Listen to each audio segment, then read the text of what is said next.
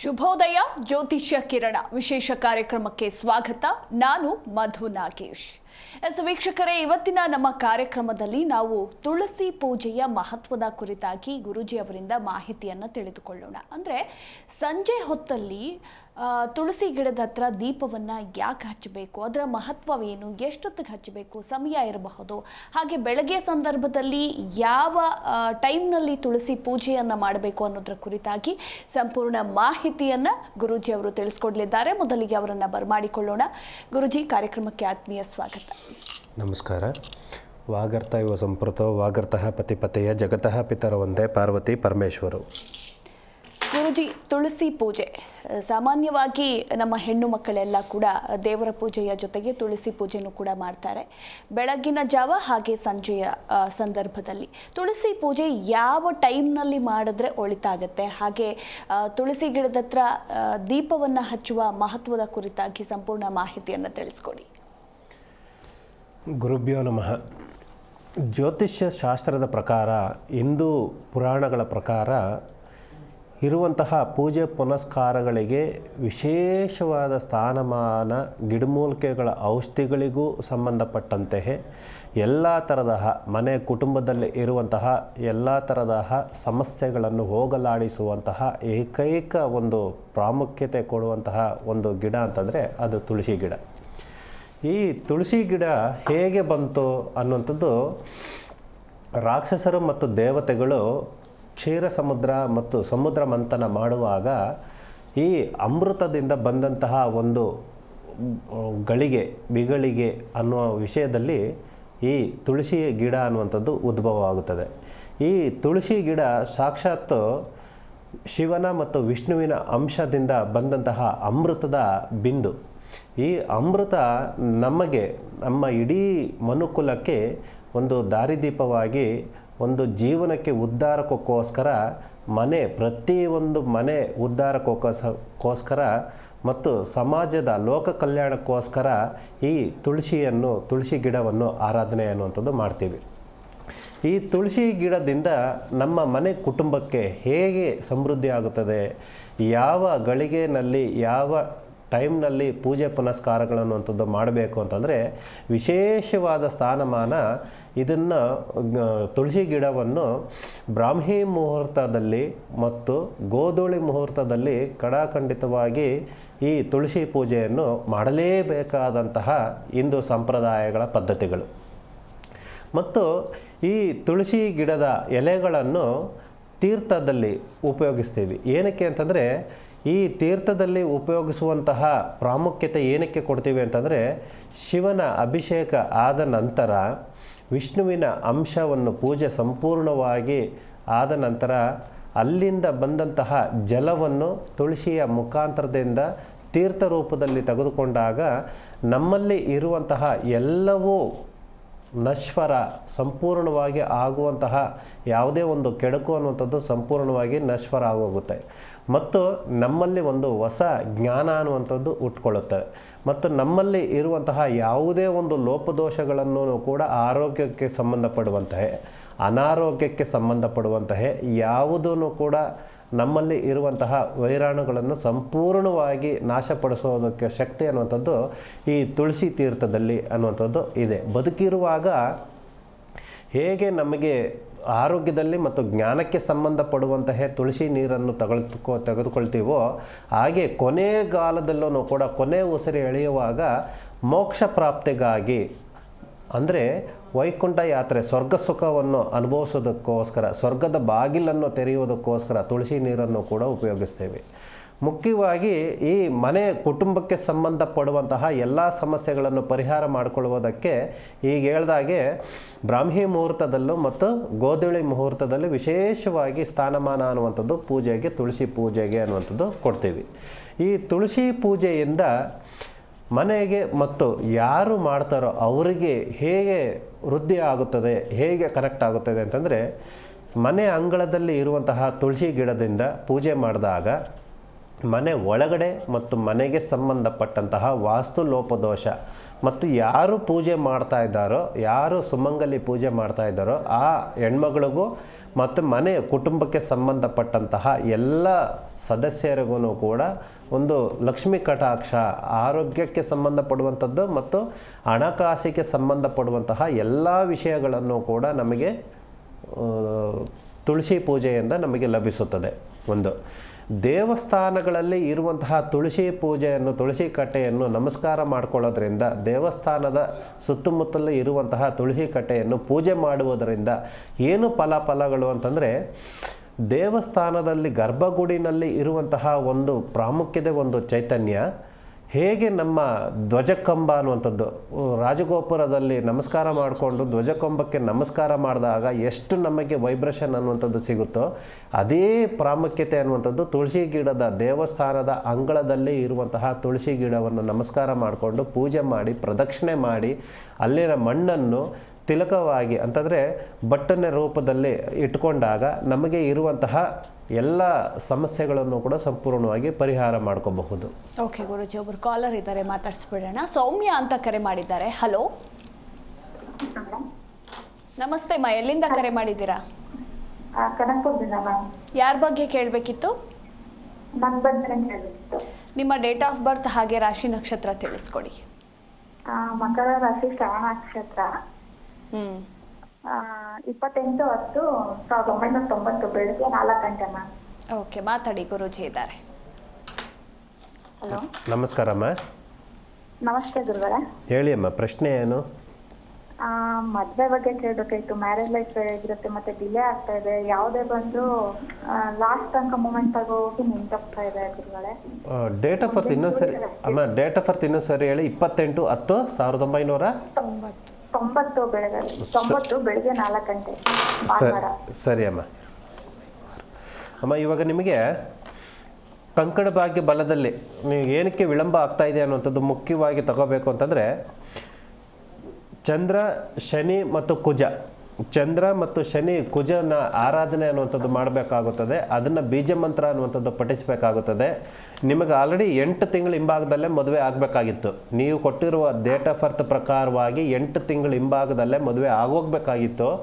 ತಡ ಆಗ್ತಾ ಇದೆ, ಯಾವುದೂ ಕೂಡ ನಿಮಗೆ ಕನೆಕ್ಟ್ ಆಗ್ತಾ ಇಲ್ಲ. ಮುಖ್ಯವಾಗಿ ವಿಶೇಷವಾಗಿ ಚಂದ್ರ, ಶನಿ ಮತ್ತು ಕುಜನಿಗೆ ಸಂಬಂಧಪಟ್ಟಂತಹ ಒಂದು ಬೀಜ ಮಂತ್ರ ಅನ್ನುವಂಥದ್ದು, ಅಂದರೆ ಬರ್ಕೊಳ್ಳಿ ಬೇಕಾದರೆ, ಓಂ ಕ್ಲಿಂ ಶ್ರೀಂ ಗಂ ಮಂತ್ರಂ ನಮಃ ಅನ್ನುವಂಥದ್ದು. ಈ ಬೀಜ ಮಂತ್ರವನ್ನು ದಿನಕ್ಕೆ 21 ಸಾರಿ ಬರೆದಿಡಿ. ನಿಮ್ಮ ಹೆಸರು, ಡೇಟ್ ಆಫ್ ಬರ್ತ್ ಬರೆದಿಟ್ಬಿಟ್ಟು ಒಂದು ಬಿಳಿ ಹಾಳೆನಲ್ಲಿ 21 ಸಾರಿ ಬರೆದಿಡಿ. 27 ದಿನಗಳ ಕಾಲ ಪ್ರತಿ ದಿನನೂ ಮಿಸ್ ಮಾಡ್ದಿರ ಇದನ್ನು ಬರೀರಿ. ನಿಮ್ಗೆ ಆದಷ್ಟು ಬೇಗ ಕಂಕಣ ಭಾಗ್ಯ ಬಲ ಅನ್ನುವಂಥದ್ದು ಕೂಡುತ್ತೆ. ಒಳ್ಳೆಯದಾಗಲಿ ಅಮ್ಮ. ಓಕೆ, ಥ್ಯಾಂಕ್ ಯು ಸೌಮ್ಯ ಅವರೇ ಕರೆ ಮಾಡಿದ್ದಕ್ಕಾಗಿ. ಇನ್ನು ಗುರುಜಿ, ತುಳಸಿ ಪೂಜೆಯ ಮಹತ್ವದ ಕುರಿತಾಗಿ ನೀವು ತಿಳಿಸ್ಕೊಡ್ತಾ ಇದ್ರಿ. ಅಂದರೆ ಒಂದು ದಿನಕ್ಕೆ ಎಷ್ಟು ಸಲ ತುಳಸಿ ಪೂಜೆಯನ್ನು ಮಾಡಬೇಕು? ಕೆಲವರು ಬೆಳಗ್ಗೆ ಮಾಡ್ತಾರೆ, ಇನ್ನು ಕೆಲವರು ಮುಸ್ಸಂಜೆ ಸಂದರ್ಭದಲ್ಲಿ ನೀವು ಹೇಳಿದಂತೆ ಮಾಡ್ತಾರೆ. ಸೊ ಬೆಳಗ್ಗೆ ಮಾಡಿದ್ರೆ ಉತ್ತಮನಾ ಅಥವಾ ಸಂಜೆ ಟೈಮಲ್ಲಿ ಮಾಡಿದ್ರೆ ಉತ್ತಮನಾ ಅಂತ? ಜ್ಞಾನವನ್ನು ವೃದ್ಧಿ ಮಾಡ್ಕೊಳ್ಳೋದಕ್ಕೋಸ್ಕರ, ನಮ್ಮಲ್ಲಿರುವ ಕೆಡುಕನ್ನು ಕೂಡ ಕಳ್ಕೊಳ್ಳೋದಕ್ಕೋಸ್ಕರ, ನಮ್ಮಲ್ಲಿರುವಂತಹ ಒಂದು ನೆಗೆಟಿವ್ ಎನರ್ಜಿಯನ್ನು ಸಂಪೂರ್ಣವಾಗಿ ನಾಶ ಮಾಡಿಕೊಳ್ಳುವುದಕ್ಕೋಸ್ಕರ ಪೂಜೆ ಅನ್ನುವಂಥದ್ದು ಮುಖ್ಯವಾಗಿ ಪ್ರಾಮುಖ್ಯತೆಯಾಗಿ ಬೆಳಗ್ಗೆ 6 ಗಂಟೆ ಒಳಗಡೆ ಆಗಿ ಮತ್ತು ಸಂಜೆ 6 ಗಂಟೆಯ ನಂತರ ಪೂಜೆ ಮಾಡಿದ್ರೇ ತುಂಬ ಶ್ರೇಷ್ಠ. ಮತ್ತು ತೀರ್ಥದ ರೂಪದಲ್ಲಿ ಯಾವಾಗ ಬೇಕಾದ್ರೂ ತೆಗೆದುಕೊಳ್ಳಬಹುದು. ತೀರ್ಥದಲ್ಲಿ ಇದ್ದಂತಹ ಪತ್ರೆಗಳನ್ನು ಮತ್ತು ದೇವಸ್ಥಾನದಲ್ಲಿ ದೇವರ ಗರ್ಭಗುಡಿನಲ್ಲಿ ಇಟ್ಟಂತಹ ದೇವರ ಫೋಟೋಗಳಿಗೆ ಇಟ್ಟಂತಹ ತುಳಸಿಯನ್ನು ನಮಸ್ಕಾರ ಮಾಡಿಕೊಂಡು ಯಾವಾಗ ಬೇಕಾದರೂ ಮಾಡ್ಬೋದು. ಪೂಜೆ ಅನ್ನುವಂಥದ್ದು ಮಾಡುವಾಗ ವಿಶೇಷವಾಗಿ ಬೆಳಗ್ಗೆ ಮತ್ತು ಸಾಯಂಕಾಲನ ಏನಕ್ಕೆ ನಾವು ಕೊಡ್ತೀವಿ ಅಂತಂದರೆ, ಆವಾಗ ಅಮ್ಮ ಲಕ್ಷ್ಮೀ ಮಾತೆ ಏನಿದ್ದಾಳೋ ಸಂಪೂರ್ಣವಾಗಿ ತಟಸ್ಥವಾಗಿ ಶಾಂತ ರೂಪದಲ್ಲಿರ್ತಾಳೆ. ಆವಾಗ ನಾವು ಏನೇ ಕೋರ್ಕೊಂಡ್ರೂ ಕೂಡ ನಮಗೆ ಲಭಿಸುತ್ತೆ ಅನ್ನುವಂಥದ್ರ ವಿಶೇಷವಾಗಿ ನಾವೇನು ಮಾಡ್ತೀವಿ ಅಂತಂದರೆ, ಗೋಧಳಿ ಮುಹೂರ್ತದಲ್ಲೂ ಮತ್ತು ಆಜ್ಞಾ ಬೆಳಗಿನ ಜಾವದಲ್ಲಿ ಪೂಜೆ ಅನ್ನುವಂಥದ್ದು ಮಾಡಿದಾಗ ನಮ್ಮ ಆಜ್ಞಾ ಅನ್ನುವಂಥದ್ದು ಏನಿದೆಯೋ ನಮಗೆ ಸಂಪೂರ್ಣವಾಗಿ ಲಭಿಸುತ್ತೆ ಅನ್ನುವಂಥದ್ದು ಮುಖಾಂತರದಿಂದ ನಾವು ಬೆಳಗಿನ ಜಾವ ಮತ್ತು ಸಾಯಂಕಾಲ ಸಮಯದಲ್ಲಿ ಲಕ್ಷ್ಮೀ ಪೂಜೆಯನ್ನು ಉಪಯೋಗಿಸ್ತೀವಿ. ಪೂಜೆ ಮಾಡ್ತೀವಿ. ಮತ್ತು ಇದನ್ನು ಎಷ್ಟು ಬಾರಿ ಉಪಯೋಗಿಸ್ಬೇಕು ಅಂತಂದರೆ ಬೆಳಗಿನ ಜಾವದಲ್ಲಿ ವಿಶೇಷವಾಗಿ 3-9 ಸಾರಿ ಪ್ರದಕ್ಷಿಣೆ ಅನ್ನುವಂಥದ್ದು ಮಾಡಬೇಕಾಗುತ್ತದೆ. ಸಂಜೆ ಟೈಮಿನಲ್ಲಿ 3 ಸಾರಿ ಪ್ರದಕ್ಷಿಣೆ ಅನ್ನುವಂಥದ್ದು ಮಾಡಬೇಕಾಗುತ್ತದೆ. ಓಕೆ ಗುರುಜಿ, ಮತ್ತೊಬ್ರು ಕಾಲರ್ ಇದ್ದಾರೆ, ಮಾತಾಡಿಸ್ಬಿಡೋಣ. ಸೌಮ್ಯ ಅಂತ ಅವರು ಕೂಡ. ನಮಸ್ತೆ ಸೌಮ್ಯ ಅವರೇ. ಹಲೋ ಹಲೋ ನಮಸ್ತೆ ಮಾ. ನಮಸ್ತೆ ಮೇಡಮ್. ಹೇಳಿ, ಎಲ್ಲಿಂದ ಕರೆ ಮಾಡಿದ್ದೀರಾ? ಯಾರ ಬಗ್ಗೆ ಕೇಳಬೇಕಿತ್ತು? ನಾವು ಕೊರಟಗೆರೆ, ತುಮಕೂರು ಜಿಲ್ಲೆ ಕೊರಟಗೆರೆಯಿಂದ ಫೋನ್ ಮಾಡ್ತಾ ಇದೀನಿ ಮೇಡಮ್. ಯಾರ ಬಗ್ಗೆ ಕೇಳಬೇಕಿತ್ತು? ನನ್ನ ಬಗ್ಗೆನೇ ಕೇಳ್ಬೇಕಾಯ್ತು ಮೇಡಮ್. ನಿಮ್ಮ ರಾಶಿ, ನಕ್ಷತ್ರ ಹಾಗೆ ಜನ್ಮ ದಿನಾಂಕ ತಿಳಿಸ್ಕೊಡಿ. ಮೇಡಮ್ ರಾಶಿ ಕುಂಭ ರಾಶಿ, 24/3/1994. ಓಕೆ, ಗುರೂಜಿ ಇದ್ದಾರೆ, ಮಾತಾಡಿ. ಸಮಯ ಗೊತ್ತಿಲ್ಲ ಮೇಡಮ್. ಓಕೆ, ಮಾತಾಡಿ. ನಮಸ್ತೆ, ಹೇಳಿ ಅಮ್ಮ. ನಮಸ್ತೆ ಗುರುಜಿ. ಹಾಂ ಗುರುಜಿ, ನಾವು ಮದುವೆ ಆದಾಗಿಂದನೂ ನನ್ನ ತೊಂದರೆನೇ ಗುರುಜಿ, ಸಂಸಾರದಲ್ಲಿ ನೆಮ್ಮದಿ ಅನ್ನೋದೇ ಇಲ್ಲ ಗುರುಜಿ. ಏನಮ್ಮ ಯಜಮಾನ್ರ ಹೆಸರೇನಮ್ಮ? ರವಿಕುಮಾರ್ ಅಂತ ಗುರುಜಿ. ರವಿಕುಮಾರು ಮತ್ತು ಸೌಮ್ಯ. ಅಮ್ಮ, ಏನು ಗಾಬರಿ ಪಟ್ಕೊಳ್ಳೋಕೆ ಹೋಗಬೇಡಿ. ಮುಖ್ಯವಾಗಿ ನಿಮಗೇನಪ್ಪ ಅಂತಂದರೆ ಕುಲದೇವರ ನಿಮ್ಮ ಹೆಸರಿನಲ್ಲಿ ನಿಮ್ಮ ತಂದೆ ತಾಯಿಯವ್ರನ್ನ ಯಾರಾದರೂ ಕೇಳಿ ತಿಳ್ಕೊಳ್ಳಿ. ಮತ್ತು ನಿಮಗೆ ಏನಾದ್ರೂ ಕೂಡ ಗೊತ್ತಿದ್ರೆ ಕುಲದೇವರಿಂದ ಸ್ವಲ್ಪ ಮುಡುಪು ಅನ್ನುವಂಥದ್ದು ಏನಿದೆ ಅದನ್ನು ಪರಿಹಾರ ಮಾಡ್ಕೊಳ್ಳಿ. ಮುಖ್ಯವಾಗಿ ಏನು ನಿಮಗೆ ನಿಮ್ಮ ಕೈಲಾದಷ್ಟು ಸಮಸ್ಯೆಗಳು ಎಷ್ಟೇ ಇರ್ಬೋದು, ನಿಮಗೆ ಹಣಕಾಸಿನಲ್ಲಿ ಸಮಸ್ಯೆ ಇರ್ಬೋದು, ಗಂಡ ಹೆಂಡತಿರಲ್ಲಿ ಸಮಸ್ಯೆಗಳು ಇರ್ಬೋದು, ಸಾಧ್ಯವಾದಷ್ಟು ನೀವು ನಿಮಗೆ ನಿಮ್ಮ ಶಕ್ತಿ ಅನುಸಾರ ಬೆಲ್ಲ ಮತ್ತು ಅಕ್ಕಿಯನ್ನು ಸಾಧ್ಯವಾದ ಎಷ್ಟು ದಿನಗಳು ಸಾಧ್ಯನೋ ಅಷ್ಟು ದಿನ, ಅಂದರೆ ಒಂದು ಬೊಗಸೆ ಆದರೂ ಸರಿಯೇ ಬೆಲ್ಲ ಮತ್ತು ಅಕ್ಕಿಯನ್ನು ದಾನದ ರೂಪದಲ್ಲೇ ಆಗಲಿ ಕೊಡಿ. ನೀವು ಯಾರಿಗಾದ್ರೂ ಪ್ರತಿದಿನ ಕೊಟ್ಕೊಂಡು ಬನ್ನಿ. ಕೊಡುವಾಗ ನೀವು ಸಂಕಲ್ಪ ಮಾಡ್ಕೊಳ್ಳಿ, ನಿಮ್ಮ ಹೆಸರು ನಿಮ್ಮ ಯಜಮಾನ್ರ ಹೆಸರನ್ನು ಪ್ರಾರ್ಥನೆ ಮಾಡಿಕೊಂಡು ಮನೆ ಕುಲ ದೇವರ ಆರಾಧನೆ ಮಾಡಿಕೊಂಡು ನೀವು ದಾನ ಮಾಡ್ತಾ ಬನ್ನಿ. ಆದಷ್ಟು ಬೇಗ ನಿಮ್ಮ ಯಜಮಾನರು ನಿಮ್ಮಂತೆ ಆಗ್ತಾರೆ. ನಿಮ್ಮಲ್ಲಿ ಒಂದು ಹೊಸ ಕುಟುಂಬದಲ್ಲಿ ಒಂದು ಒಳ್ಳೆಯದನ್ನುವಂಥದ್ದು ಆಗುತ್ತೆ. ಏನು ಯೋಚನೆ ಮಾಡಬೇಡಿ ಅಮ್ಮ, ಧೈರ್ಯವಾಗಿರಿ. ಓಕೆ, ಥ್ಯಾಂಕ್ ಯು ಸೌಮ್ಯ ಅವರೇ ಕರೆ ಮಾಡಿದ್ದಕ್ಕಾಗಿ. ಇನ್ನು ಮತ್ತೊಬ್ರು ಕೋನಪ್ಪ ಅಂತ ಕರೆ ಮಾಡಿದ್ದಾರೆ. ಹಲೋ. ನಮಸ್ತೆ ಮಾ. ಹಲೋ. ನಮಸ್ತೆ ಮಾ. ನಮಸ್ತೆ ಸರ್, ಎಲ್ಲಿಂದ ಕರೆ ಮಾಡಿದ್ದೀರಾ? ನಾವು ಹೊಸಕೋಟೆ ತಾಲೂಕು ಸುನಾಪುರ ಅಂತ. ಓಕೆ, ಯಾರ ಬಗ್ಗೆ ಕೇಳಬೇಕಿತ್ತು? ಮಗನ ಬಗ್ಗೆ. ಅವನಿಗೆ ಮದುವೆ ಆಗಿರ್ಲಿಲ್ಲ, ಅದಕ್ಕೋಸ್ಕರ ಕೇಳಿದಮ್ಮ. ಅವರ ಜನ್ಮ ದಿನಾಂಕ ಹಾಗೆ ರಾಶಿ ನಕ್ಷತ್ರ ತಿಳಿಸ್ಕೊಡಿ. ನಮಸ್ತೆ ಪಂಡಿತ್ ನಾಗೇಶ್ ಜಿ ಅವರಿಗೆ. ನಮಸ್ಕಾರ. ನಮಸ್ಕಾರ, ಹೇಳಿ ಸರ್. ಮಗನ ಹೆಸರು ಮತ್ತು ವಯಸ್ಸು? ಮಗನ ಹೆಸರು ರಾಮಚಂದ್ರ ಅಂತ. ಹಾಂ. 1/3/85 ಡೇಟ್ ಆಫ್ ಬರ್ತ್. ಹಾಂ. ರಾತ್ರಿ 11:15 ಅವನು ಜನನ ಆಗಿರೋದು. ಹಾಂ. ಅದ್ರ ಬಗ್ಗೆ ನೋಡಿ ಸ್ವಾಮಿ. ಹೇಳಿ, ಮುಖ್ಯ ಪ್ರಶ್ನೆ ಏನು ಕೇಳಬೇಕಾಯ್ತು? ಮದುವೆ ಲೇಟ್ ಆಗಿದೆ ಸ್ವಾಮಿ, ಮದುವೆ ಅನ್ಬಿಡ್ತಾ ಇಲ್ಲ. ಅದಕ್ಕೆ ಮದುವೆ ವಿಚಾರದಲ್ಲಿ ಕೇಳ್ತಾ ಇದ್ದೀರಾ? ಅವ್ರಿಗೆ ವಿಶೇಷವಾಗಿ ಗ್ರಹಗತಿಗಳ ಯೋಗ ಬಲ ಚೆನ್ನಾಗಿದೆ, ಅಂದರೆ ಪಂಚಾಂಗದಿಂದ ಏನು ತೊಂದರೆ ಇಲ್ಲ. ಅಂದರೆ ಗ್ರಹಗತಿಗಳ ಯೋಗ ಬಲ ಆಗಲಿ, ಮನೆ ದೇವರ ಆಶೀರ್ವಾದ ಆಗಲಿ, ನಿಮ್ಮ ತಂದೆ ತಾಯಿಯರ ಗುಣಗಳಿಂದ ಬಂದಂತಹ ಒಂದು ವಾಕ್ಯ ಆಗಲಿ, ಎಲ್ಲ ರೂಪದಲ್ಲೂ ಚೆನ್ನಾಗಿದೆ. ಆದ್ರೂ ಅವನಿಗೆ ವಿಶೇಷವಾಗಿ ನೀಲಂ ಅನ್ನುವಂಥದ್ದು ಒಂದು ಕಲ್ಲನ್ನು, ಅಂತಂದರೆ ನವರತ್ನಗಳಿಗೆ ಸಂಬಂಧಪಟ್ಟಂತಹ ನೀಲಂ ಅನ್ನೋ ಕಲ್ಲನ್ನು ಬೆಳ್ಳಿನಲ್ಲಿ ಹಾಕಿಸಿ ಆದಷ್ಟು ಬೇಗ ಸ್ವಲ್ಪ ಅನುಕೂಲ ಅನ್ನೋಂತಾಗುತ್ತದೆ. ಕಂಕಣ ಭಾಗ್ಯ ಕೂಡ ಬರುತ್ತದೆ, ಏನು ತೊಂದರೆ ಇಲ್ಲ. ಮತ್ತು ನಿಮ್ಮ ಅಂದರೆ ತಂದೆ ತಾಯಿಯರ ಆಶೀರ್ವಾದ ಅನ್ನುವಂಥದ್ದು ಬೇಕಾಗುತ್ತೆ. ಸಾಧ್ಯವಾದಷ್ಟು ನಿಮ್ಮ ಮಾತು ಕೇಳೋ ರೀತಿಯಲ್ಲಿ ಅವನಿಗೆ ಯಾವುದು ಇಷ್ಟ ಕಷ್ಟಗಳಿದೆಯೋ ಅದನ್ನು ಅರ್ಥಕೊಂಡು ನಿಮ್ಮ ಮಾತು ಕೇಳೋ ರೀತಿಯಲ್ಲಿ ಮಾಡ್ಕೊಳ್ಳಿ. ಆದಷ್ಟು ಬೇಗ ನಿಮ್ಮ ಕಂಕಣ ಭಾಗ್ಯ ಕೂಡುತ್ತೆ. ಒಳ್ಳೆಯದಾಗಲಿ. ಓಕೆ, ಥ್ಯಾಂಕ್ ಯು ಸರ್ ಕರೆ ಮಾಡಿದ್ದಕ್ಕಾಗಿ. ಹೇಳಿ. ನಿಮ್ಮ ಮನೆ ಹತ್ರ ಹುಡ್ಕೊಂಡ್ಬಂದು ಇದು ಅಲ್ಲಿಗೆ ಹೋಗಿ ಆಫೀಸ್ಗೆ ಹೋಗಿ ಅಲ್ಲೆಲ್ಲ ತೋಟದ ಮಣ್ಣು ಮನೆ ಹತ್ರ ಮಣ್ಣೆಲ್ಲ ಕೊಟ್ಟು ಬಂದಿದ್ದೀನಿ ಸಮಯ. ಸರಿ. ಅದು ದೋಷ ಇದ್ರೆ ಇದು ಮಾಡಿ ಹೇಳ್ತೀನಿ. ಗವಿಗಳಕ್ಕೆಲ್ಲ ನೋಡಿದೆ. ಅವರು ಮೊನ್ನೆ ಪೌರ್ಣಮಿ ಮಾಡಿದ್ರು ಸರ್, ಮಾಡ್ಕೊಡ್ತೀನಿ ಅಂತಂದ್ರು. ಏನೋ ಪ್ರಯೋಗರಾಜಕ್ಕೆ ಹೋಗಿ ಬಂದಿದ್ದೀನಿ, ಲೇಟ್ ಆಗ್ತದೆ ಅಂದ್ರು. ಕಾಸು ಎಲ್ಲ ಕೊಟ್ಟು ಬಂದಿದ್ದೀನಿ. ಅವೆಲ್ಲ ಮಾಡಿಸಿದ್ರೆ ಒಳ್ಳೇದಾಗ್ತದೆ ಸಮಯ. ಆಗುತ್ತೆ, ಬನ್ನಿ. ನೀವು ಡೈರೆಕ್ಟಾಗಿ ಇವತ್ತೇ ಬನ್ನಿ, ನನ್ನ ಸಂಪರ್ಕ ಮಾಡಿ ಖಂಡಿತವಾಗ್ಲೂ ನಿಮಗೆ ಪರಿಹಾರ ಮಾಡಿಕೊಡೋಣ. ಓಕೆ, ಥ್ಯಾಂಕ್ ಯು ಸರ್ ಕರೆ ಮಾಡಿದ್ದಕ್ಕಾಗಿ. ಎಸ್ ಗುರುಜಿ, ಇನ್ನು ಸಾಕಷ್ಟು ಮಂದಿ ಕರೆ ಮಾಡ್ತಾ ಇದ್ದಾರೆ, ಮಾತಾಡೋಣ. ಇನ್ನು ಗುರುಜಿ, 12 ರಾಶಿಗಳ ಈ ದಿನದ ಭವಿಷ್ಯ ಹೇಗಿದೆ ಹಾಗಿದ್ರೆ? ಈ ದಿನದ ತಿಥಿ ಮತ್ತು ನಕ್ಷತ್ರ ಸ್ವಾತಿ ನಕ್ಷತ್ರ ವಿಶೇಷವಾಗಿ ನವಗ್ರಹಗಳ ಆರಾಧನೆ ಮೇರೆಗೆ ಅಂದರೆ ನಮ ಸೂರ್ಯಾಯ ಚಂದ್ರಾಯ ಮಂಗಳಾಯ ಬುಧಾಯ ಗುರು ಶುಕ್ರ ಶನಿ ಬೆಶ್ಚ ರಾಹುವೆ ಕೇತುವೆ ನಮಃ. ನವಗ್ರಹಗಳಿಂದ ಈ ದಿನದ ಜಾತಕದ ಫಲ ಮೊದಲನೇದಾಗಿ ಮೇಷರಾಶಿಯವರಿಗೆ ವಿಶೇಷವಾಗಿ ಸ್ಥಾನಮಾನ ಅನ್ನುವಂಥದ್ದು ಹಣಕಾಸಿನಲ್ಲಿ ಒಂದು ಇಂಪ್ರೂವ್ಮೆಂಟ್ ಮಾರ್ಗ ಅನ್ನುವಂಥದ್ದು ಬರ್ತಾ ಇದೆ. ಮತ್ತು ಎರಡನೆಯದಾಗಿ ಕುಟುಂಬದಲ್ಲಿ ಕಲಹ ಅನ್ನುವಂಥದ್ದು ಇರುವಂಥದ್ದು, ಕುಟುಂಬದಲ್ಲಿ ಮನಸ್ತಾಪಗಳು ಇರುವಂಥದ್ದು ಆದಷ್ಟು ಬೇಗ ಸಂಪೂರ್ಣವಾಗಿ ಈ ದಿನ ಪರಿಹಾರ ಮಾರ್ಗ ಮತ್ತು ಇನ್ನೆಂದೂ ಜಗಳಗಳು ಮನಸ್ತಾಪಗಳು ಬರುವುದಿಲ್ಲ. ಈ ದಿನ ಮನೆ ದೇವರಿಗೆ ಹರಕೆ ಅನ್ನುವಂಥದ್ದು ಕಟ್ಟಿಕೊಂಡು ಮನಸ್ತಾಪಗಳನ್ನು ಸಂಪೂರ್ಣವಾಗಿ ಪರಿಹಾರ ಮಾರ್ಗ ತಂದುಕೊಂಡಾಗ ನಿಮ್ಮ ಸಂಕಲ್ಪ ಅನ್ನುವಂಥದ್ದು ಈಡೇರಿಸುತ್ತೆ. ಮನೆ ಕುಟುಂಬದಲ್ಲಿ ಮತ್ತು ಯಾವತ್ತಕ್ಕೂ ಕೂಡ ಜಗಳಗಳು ಅನ್ನುವಂಥದ್ದು ಬರೋದಿಲ್ಲ, ವಿಶೇಷವಾಗಿ ಮೇಷರಾಶಿಯವರಿಗೆ.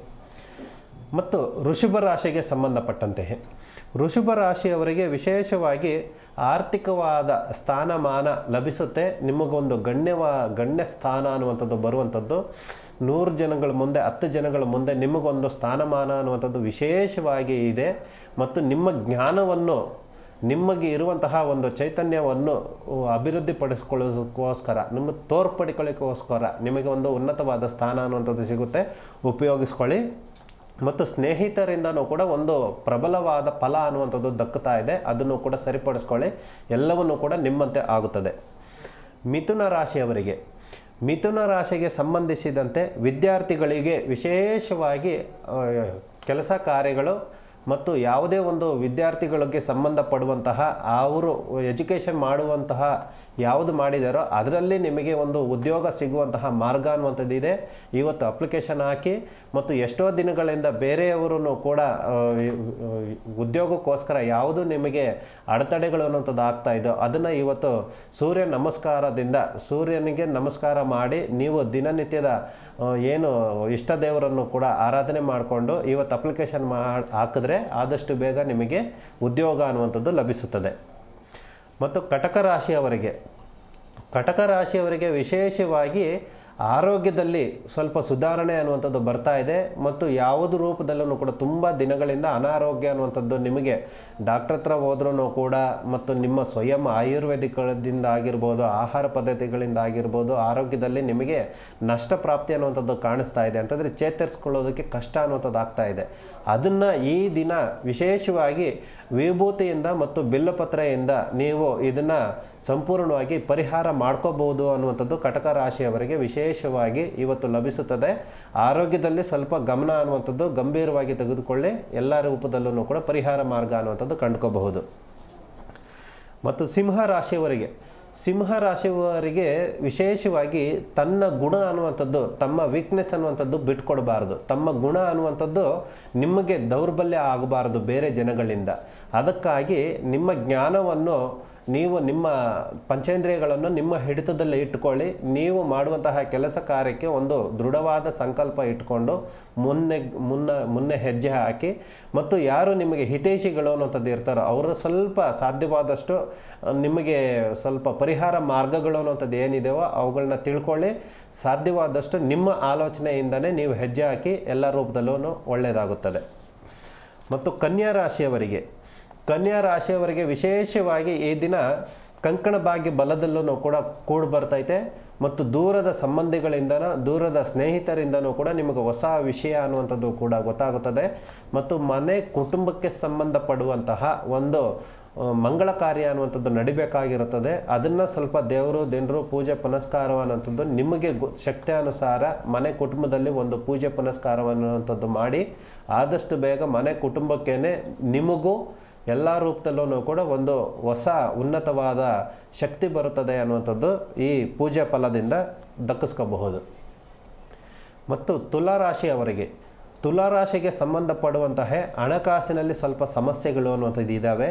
ಮತ್ತು ಆರೋಗ್ಯದಲ್ಲೂ ಮತ್ತು ಉದ್ಯೋಗದಲ್ಲೂ ಕೂಡ ಸ್ವಲ್ಪ ಅಡೆತಡೆಗಳು ಅನ್ನುವಂಥದ್ದು ಬರ್ತಾ ಇದ್ದಾವೆ. ಅವುಗಳನ್ನ ಸ್ವಲ್ಪ ಸರಿಪಡಿಸ್ಕೊಳ್ಳಿ. ನಿಮ್ಮ ಜ್ಞಾನಕ್ಕೆ ಸಂಬಂಧಪಡುವಂತಹ ನಿಮ್ಮ ಯೋಗ್ಯತೆಗೆ ಸಂಬಂಧಪಡುವಂತಹ ವ್ಯಕ್ತಿಗಳ ಜೊತೆಯಲ್ಲಿ ಸಂಪರ್ಕ ಅನ್ನುವಂಥದ್ದು ಇಟ್ಕೊಂಡಾಗ ನಿಮಗೆ ಇರುವಂತಹ ಅಡೆತಡೆಗಳನ್ನು ಸ್ವಲ್ಪ ಪರಿಹಾರ ಮಾಡ್ಕೋಬಹುದು. ವೃಶ್ಚಿಕ ರಾಶಿಯವರಿಗೆ ನಿಮಗೆ ವಿಶೇಷವಾಗಿ ಸ್ಥಾನಮಾನ ಅನ್ನುವಂಥದ್ದು ದಕ್ಕುವಂಥದ್ದು ಮತ್ತು ಸ್ವಂತದವರಿಂದನೇ ಮಾನಾಪಮಾನಗಳಾಗುವಂಥದ್ದು ಕೂಡ ಆಗ್ತಾ ಇದೆ. ಅಂದರೆ ನೀವು ಮಾಡುವಂತಹ ಕೆಲಸ ಕಾರ್ಯಗಳಲ್ಲಿ ಎಷ್ಟೇ ನಿಷ್ಠೆ ಅನ್ನುವಂಥದ್ದು ಇದ್ರೂ ಕೂಡ ನೀವು ಎಲ್ಲಿ ಕೆಲಸ ಮಾಡ್ತಾ ಇದ್ದೀರೋ, ಯಾವ ಕ್ಷೇತ್ರದಲ್ಲಿ ಇದ್ದೀರೋ ಅಲ್ಲಿ ಸಹಪಾಠಿಗಳಿಂದನೂ ಆಗಿರ್ಬೋದು, ಮೇಲಧಿಕಾರಿಗಳಿಂದ ಆದರೂ ಆಗಿರ್ಬೋದು, ಸ್ವಲ್ಪ ಜಾಗೃತೆಯಿಂದ ಇರಿ ಅಂತಂಥದ್ದು ವೃಶ್ಚಿಕ ರಾಶಿಯವರಿಗೆ ಸಂಬಂಧಪಡುತ್ತದೆ. ಮತ್ತು ಧನುಸು ರಾಶಿಯವರಿಗೆ ವಿಶೇಷವಾಗಿ ನಿಮಗೆ ಸ್ಥಾನಮಾನ ಅನ್ನುವಂಥದ್ದು ಒಂದು ಉನ್ನತವಾದ ಸ್ಥಾನಮಾನ ದಕ್ಕುತ್ತದೆ.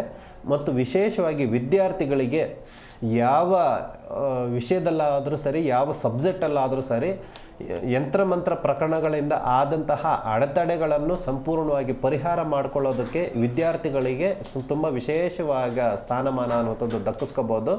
ಮತ್ತು ಯಾರಿಗೆ ಜ್ಞಾನ ವೃದ್ಧಿ ಅನ್ನುವಂಥದ್ದು ಆಗಬೇಕಾಗಿರುತ್ತದೋ ಅವರಿಗೆ ಈ ದಿನ ವಿಶೇಷವಾಗಿ ತುಳಸಿ ಪೂಜೆಯನ್ನು ಮತ್ತು ಗಾಯತ್ರಿ ಮಾತಾ ಪೂಜೆಯನ್ನು ಮಾಡಿದಾಗ, ಗಾಯತ್ರಿ ಮಂತ್ರವನ್ನು ಪಠಿಸಿದಾಗ ನಿಮಗೆ ಎಲ್ಲ ರೀತಿಯಲ್ಲೂ ಕೂಡ ನಿಮಗಿರುವಂತಹ ನೆಗೆಟಿವ್ ಎನರ್ಜಿ ಹೋಗಿ ನಿಮಗೆ ಒಂದು ಉನ್ನತವಾದ ಜ್ಞಾನ ಅನ್ನುವಂಥದ್ದು ವೃದ್ಧಿಸುತ್ತೆ ಅನ್ನುವಂಥದ್ದು ಧನುಸು ರಾಶಿಯವರಿಗೆ ಸಂಬಂಧಪಡುತ್ತದೆ.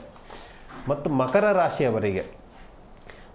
ರಾಶಿಯವರಿಗೆ ಕುಟುಂಬದವರಿಂದನೇ ಎಲ್ಲ ರೂಪದಲ್ಲೂ ಕೂಡ ನಿಮಗೆ ಉನ್ನತವಾದ ಸ್ಥಾನ ಸಿಗುತ್ತದೆ. ಮತ್ತು ವಂಶಸ್ಥರಿಂದನೂ ಕೂಡ ಒಂದು ಉನ್ನತವಾದ ಸ್ಥಾನ ಅನ್ನುವಂಥದ್ದು ಸಿಗುತ್ತದೆ.